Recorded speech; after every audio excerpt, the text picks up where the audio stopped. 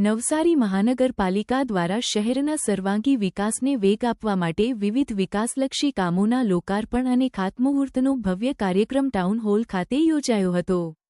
આ પ્રસંગે કેન્દ્રીય જળશક્તિ મંત્રી અને નવસારીના સાંસદ સી.આર. પાટીલના હસ્તે કુલ 44 કરોડ રૂપિયા 65 લાખના ખર્ચે વિવિધ પ્રકલ્પોની ભેટ નવસારીની જનતાને આપવામાં આવી છે. સ્વર્ણિમ જયંતી મુખ્યમંત્રી શહેરી વિકાસ યોજના અંતર્ગત 27 કરોડ રૂપિયા 48 લાખના રોડના કામો, કાછિયાવાડી ખાતેના માઇનોર બ્રિજનું લોકાર્પણ કરવામાં આવ્યું હતું. સાથે ફાયર ટેન્ડર, 2 જેસીબી લોડર, 2 બૂમ ફાયર, ફર્સ્ટ રિસ્પોન્સ વ્હીકલ જેવા આપાતકાલીન સમયના જરૂરી વાહનોને લીલી ઝંડી આપી નવસારીની જનતાને અર્પણ કર્યા હતા.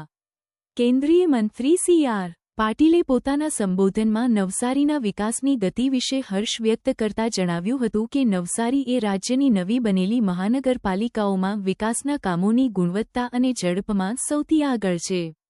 આ સમારોહમાં નવસારીના ધારાસભ્ય રાકેશભાઈ દેસાઈ, નવસારી જિલ્લા કલેક્ટર ક્ષિપ્રા આગરે, જિલ્લા વિકાસ અધિકારી પુષ્પતા, મ્યુનિસિપલ કમિશનર દેવ ચૌધરી, પોલીસ અધિક્ષક રાહુલ પટેલ, અન્ય અધિકારીઓ તેમજ મોટી સંખ્યામાં નગરજનોએ શહેરના વિકાસની આ નવી ક્ષિતિજોને હર્ષભેર વધાવી લીધી હતી.